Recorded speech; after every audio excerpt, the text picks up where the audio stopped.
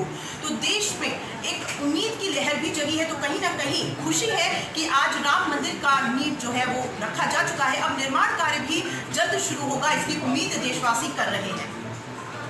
बिल्कुल साक्षी, जो उम्मीद थी वो देशवासियों के मन में काफ़ी समय से थी कि कब इस मंदिर का निर्माण होगा, कब इसकी नींव रखी जाएगी। हालांकि अब नींव रख दी गई है और निर्माण का इंतज़ार पूरे देशवासी कर रहे हैं। लेकिन अगर हम प्रधानमंत्री नरेंद्र मोदी के संबोधन की बात करें तो उन्होंने एक बात कही कि पूरी मर्यादा के साथ, मर्यादा पुरुषोत्तम भगवान राम के जो मंदिर निर्माण की जो नींव रखी गई है वो मर्यादा के साथ, पूरी मर्यादा के साथ देशवासियों ने रखा है। क्योंकि कोरोना का समय चल रहा है, ऐसे में ज़्यादा लोग ना इकट्ठा हों, ज़्यादा जो है प्रॉब्लम ना हो लोगों को किसी भी तरीके के। कोरोना का जिस तरीके से संकट बना हुआ है उसे देखते हुए उन्होंने अपने भाषण में इसका जिक्र किया और कहा कि पूरी मर्यादा के साथ भगवान राम के जो नींव का जो कार्यक्रम था, पूजन कार्यक्रम। सही कहा पूजा, क्योंकि लगातार कांग्रेस की तरफ से या किसी दूसरे विपक्षी पार्टी की बात की जाए तो उनकी तरफ से भी ये बात बार बार कही जा रही थी कि चूंकि कोरोना काल का समय है, ऐसे में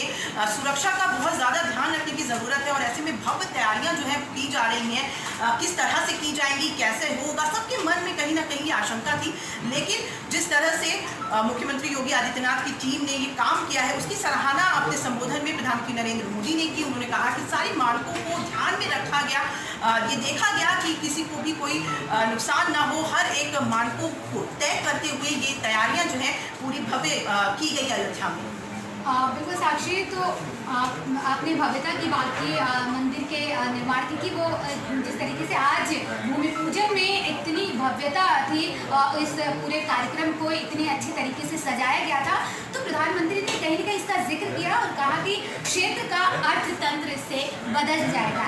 इसके क्या कुछ मायने निकल कर सामने आ रहे हैं, इस पर भी हम बातचीत करेंगे। लेकिन हमारे साथ इस चर्चा में हमारे वरिष्ठ जो है पत्रकार जुड़ रहे हैं, अजय शर्मा जी। तो अजय शर्मा जी बस हमारे साथ जुड़ने वाले हैं, वो आपको बताएंगे कि किस तरीके से जो ये भव्यता ही नहीं बल्कि क्षेत्र का तंत्र बदलने वाला है, इसके क्या मायने निकाले गए हैं।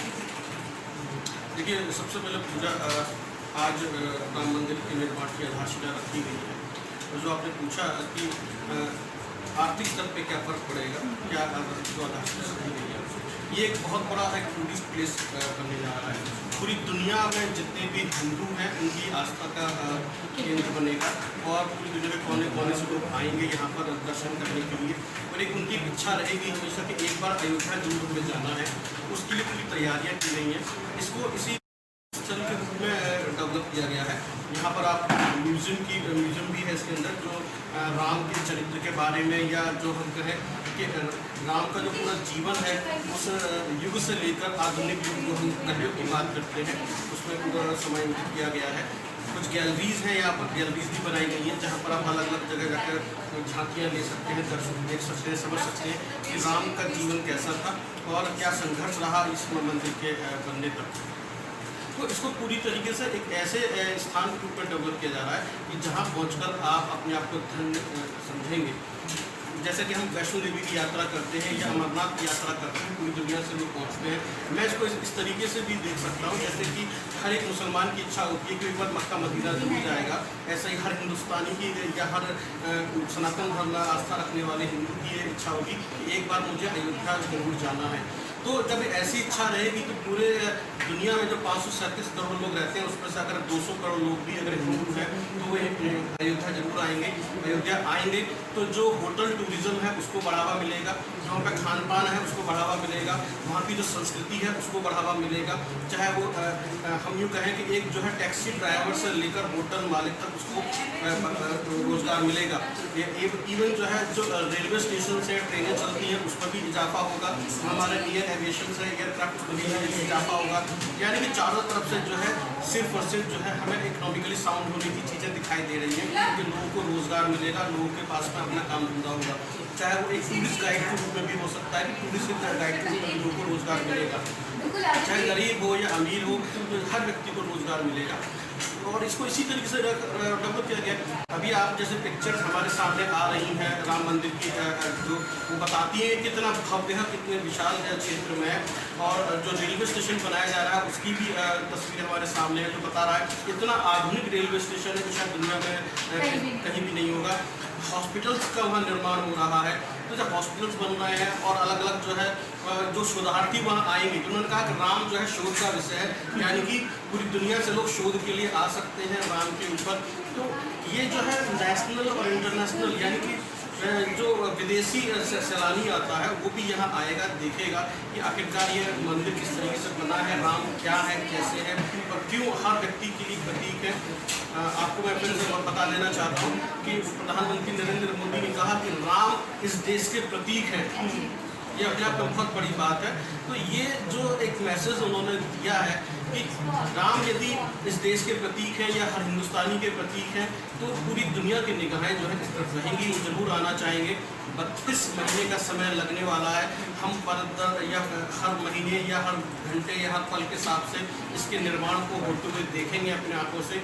और अगले 2-3 साल में बनके तैयार हो जाएगा। तब भी ऐसे कोई भव्य आयोजन होगा, जब उद्घाटन होगा, कौन पहले वहाँ जाएगा, दर्शन करेगा, ये सारी चीज़ें वहाँ रहेंगी। ये तो रहा कि आर्थिक स्तर पे क्या फर्क पड़ने वाला है इसको लेकर। अजय जी, जैसे अपने संबोधन में प्रधानमंत्री नरेंद्र मोदी ने राम राज्य की बात की कि त्रेता युग में जिस तरह से राम राज्य था, उसी तरीके का राम राज्य जो है अब आधुनिक भारत में भी हो, इसका ही सपना कहीं ना कहीं वो देख रहे हैं। क्या मायने हमें इसकी निकाले? देखिए, राम राज्य की परिकल्पना की बात अगर हम करते हैं तो मैं 2 बातों से इसको शुरू करता हूँ कि राम राज्य की परिकल्पना का मतलब यह है कि राम के आदर्शों को किसने जिया या किसने अपने जीवन में उतारा। वहाँ पर जिस तरह के लोगों का जीवन था, राम जो है संघर्ष के प्रतीक है, राम संकल्प के प्रतीक है, राम तप के प्रतीक है, राम त्याग के प्रतीक है, राम जो है क्षमा के प्रतीक है, राम धैर्य के प्रतीक है। तो राम के अंदर इतने गुण हैं। जैसे लोग कहते हैं कि यदि आपको क्षमा करना सीखना है तो पृथ्वी से सीखें, धैर्य सीखना है तो आप हिमालय से सीखें। तो वो इतने सारे गुणों का जो गुण है जो एक व्यक्ति के अंदर है, जिसकी वजह से उनको कहा गया मर्यादा पुरुषोत्तम भगवान श्री राम। तो जब ऐसे गुणों को आप अपना लेते हैं और उनको आदर्श मान लेते हैं तो आपका जीवन खुद ब खुद सुखमय हो जाता है। और जो सभी को साथ लेकर चलने वाली जो भावना है, हम सभी को साथ में लेकर, जैसे कि उन्होंने कहा कि राम सबके राम है, सभी के राम है, सर्वमान्य राम है। इसका मतलब यह है कि जब उन्होंने अपना जीवन जिया, मैं वनवास की बात कर रहा हूँ आपसे, क्या किया उन्होंने, चाहे वो वनमानुष हो, बंदर हो, लहरी हो या जटायु जैसे जीव जंतु हो, पशु पक्षी हो या फिर जो है गिलहरी हो, सभी को उन्होंने अपने साथ में लिया। सभी के साथ मिलकर जो है उन्होंने जो है अपने जीवन को आगे बढ़ाया।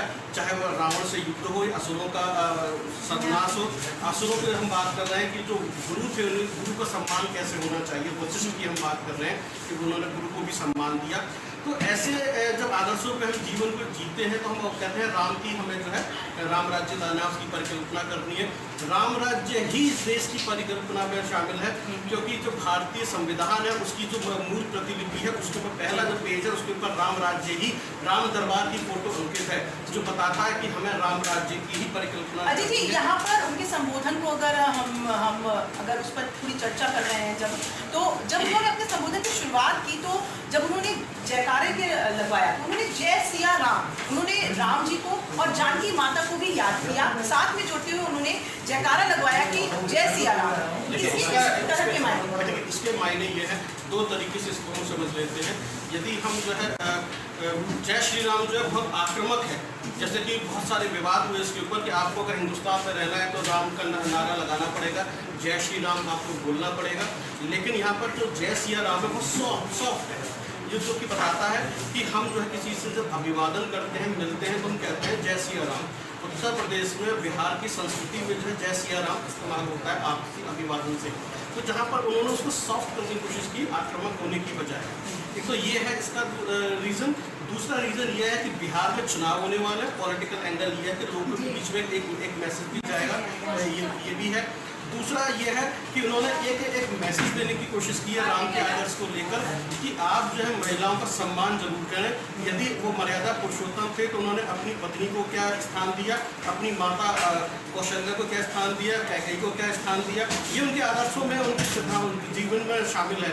तो जय सिया राम का मतलब यह है कि महिलाओं का आप सम्मान करें, उनको इज्जत दें और उनको भी जो है बराबरी का दर्जा दें, ये वो बताना चाहते हैं। जिस तरीके से आपने बताया कि महिलाओं के सम्मान के लिए जो है उन्होंने जय सिया राम के नारे लगवाए और ये तमाम बातें कही, लेकिन इसमें कहीं ना कहीं जो एक प्रधानमंत्री ने नए युग के, नए भारत के जो है बिल्कुल आप सही कह रही हैं पूजा, जो उन्होंने नए युग की बात की है, या जब उन्होंने कहा कि हमारी संस्कृति नए भारत की संस्कृति का प्रतीक बनेगी, क्योंकि हम जिस तरह के हालात हिंदुस्तान में देख रहे हैं कि लोग लड़ रहे हैं आपस में, ठीक है, तो जब लड़ रहे हैं और आपसी इतने मतभेद भी हैं, मनभेद भी हैं, और संस्कृति को लेकर भी लड़ रहे हैं, धार्मिक पहचान को लेकर लड़ रहे हैं, जातिगत व्यवस्था को लेकर हम लोग लड़ रहे हैं। तो अब जब जातिगत व्यवस्था की बात करते हैं तो उन्होंने अहिल्या का भी उद्धार किया, उन्होंने शबरी के झूठे पेड़ भी खाए, ठीक है। तो ये जो चीज़ें हैं ये बता, उन्होंने केवट का भी हम जिक्र कर सकते हैं, केवट को भी उन्होंने सम्मान दिया, उन्होंने किन्नरों को भी सम्मान दिया जो वो छोड़ने आए थे तट तक। तो ये बताता है कि आपको जो है सभी को सम्मान देना है, सभी को साथ में लेकर चलना है, किसी को छोड़ना नहीं है।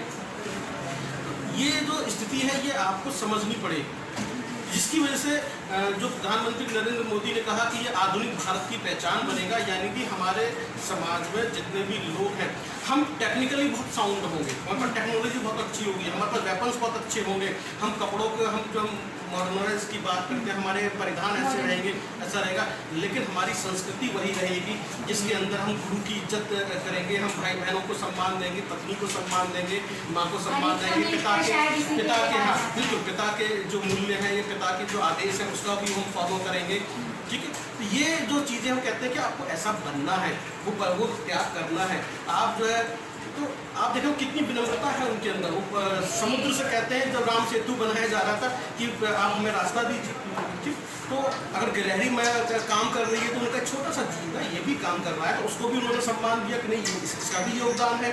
तो यानी देश निर्माण में, ये समाज निर्माण में, ये संस्कृति निर्माण में, आधुनिकता में सभी का सम्मान है, तो सभी को उन्होंने एकजुट करने का आह्वान किया। प्रधानमंत्री नरेंद्र मोदी के ही भाषण की एक और बात मैं जोड़ना चाहूँगी इस चर्चा में, कि उन्होंने कहा कि भगवान राम के जो है अस्तित्व को मिटाने की बहुत कोशिश की गई, लेकिन आज भी हर हिंदुस्तानी के दिल में राम बसे हुए हैं, सबकी जो है आस्था में राम बसे हुए हैं। देखिए इसके बहुत बड़े मायने हैं। यदि हम इसको पीछे इतिहास में जाकर देखते हैं कि 1526 में बाबर हिंदुस्तान आए थे, और उसके बाद जब 1528 में मीर बाकी ने जो जनरल थे उन्होंने मंदिर को तोड़ के जो उसमें मस्जिद का निर्माण कराया, वहाँ से ये चला आ रहा है, ठीक। उस वक्त 10,000 हिंदुओं का वहाँ पर कत्ल हुआ, उनका खून बहा, और वो संघर्ष चलता रहा। फिर 1813 के आसपास भी इसके अंदर संघर्ष हुआ, जब अंग्रेजों का शासन था, वहाँ पर जो है इस पर विवाद हुआ। उसके बाद जो है जिस तरीके से जब 1934 में जो है इसके ऊपर भी विवाद हुआ, खूनी संघर्ष हुआ, वहाँ पर जब पहली बार जो है गुणपत नहीं कराया गया था, लेकिन अंग्रेजों ने उसका फिर से जीर्णोद्धार कराया, उसको डेवलप करा दिया। फिर उसके बाद ये जो है फिर से अवतारों का एक डेरा वहाँ लगवा दिया। तो ये संघर्ष जो है चलता रहा, ऐसा नहीं है, नानक के समय में भी ये संघर्ष चला, कबीर के समय में भी संघर्ष चला, और बार बार बिल्कुल महेंद्र रघुबर दास ने इस मुद्दे को उठाया कि किस तरह भाई मुझे हमें इसके अंदर पूजा पाठ का जो है जगह मिलनी चाहिए, स्थान मिलना चाहिए। उसमें जो है वक्त सुन्नी बोर्ड भी उत्तर प्रदेश जो है कोर्ट में चला गया, निर्मोही अखाड़े ने इसके ऊपर अपना जो है अधिकार जताया। फैजाबाद कोर्ट में भी केस गया 1950 के अंदर, क्योंकि 1949 के अंदर रामलला की जो मूर्ति है खुद ब खुद प्रकट हो गई थी और हम पूजा अर्चना शुरू हो गई थी, जिसके बाद जो है जो मुस्लिम समुदाय के लोग हैं उन्होंने वहाँ पर नमाज पढ़ना बंद कर दिया था, और उसके बाद फिर जो मामला जो है इसका सियासीकरण होता चला गया। तो भगवान श्री राम जो बाल अवस्था में है वो धीरे धीरे जो है तारों में जकड़ दिए गए, या फिर उनसे डिस्टेंस बन गया। जैसे हम दशरथ महल की बात करते हैं, दशरथ महल से उधर आप हनुमानगढ़ी की तरफ जाते हैं लेकिन वहाँ नहीं जा पाते थे। तो ये जो पूरा सियासीकरण हुआ, चाहे वो 1989 की हम बात करें, चाहे हम जो है राम आंदोलन की बात करें, चाहे 1992 की बात करें, इतने सारे संघर्ष हुए हैं और लगभग 1,75,000 लोगों का खून बहा है जो उसके अंदर है। तो वही उन्होंने कहा वो टेंट में भी रहे, बाहर लोग जाते थे, दर्शन करते थे, दूर से खड़े होकर आ जाते थे। तो उनका कहने का मतलब यह इतनी बार इस पर संघर्ष हुआ, इतनी बार इसको जो है मंदिर को तोड़ने की कोशिश की गई हर तरफ से, लेकिन आज वो वहीं की वहीं विद्यमान है और ये आज मंदिर का निर्माण होने जा रहा है। आज वो टेंट में नहीं है, अपने भव्य मंदिर में, और इतना बड़ा और भव्य विशाल मंदिर का निर्माण हो रहा है कि पूरी दुनिया उसको देखेगी और वहाँ पर आएगी। अजय जी, जिस तरह से अभी आपने खुद भी कहा कि इस पूरे मामले में सियासत बहुत गरमाई हुई। प्रधानमंत्री नरेंद्र मोदी ने भी इस ओर इशारा करते हुए कहा कि इसको तोड़ने की भी बहुत कोशिश की गई, लेकिन आज भव्य मंदिर जो है बनने के निर्माण के शुरुआत जो है वो अब हो चुकी है।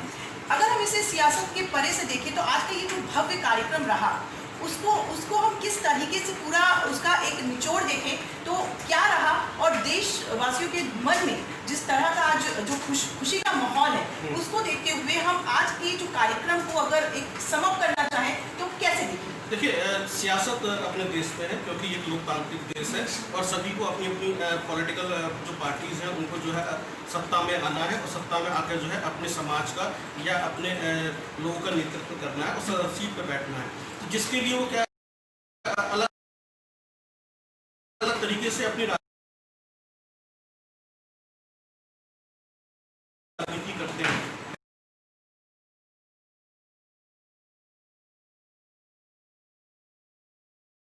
पहले कांग्रेस पार्टी थी, कांग्रेस पार्टी जो पूरे देश का प्रतिनिधित्व कर रही थी।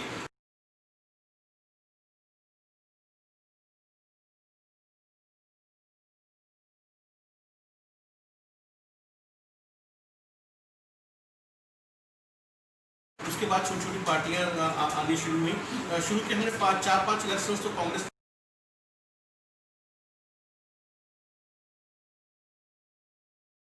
आती है, वहाँ से अलग अलग पार्टियों के उदय शुरू होते हैं।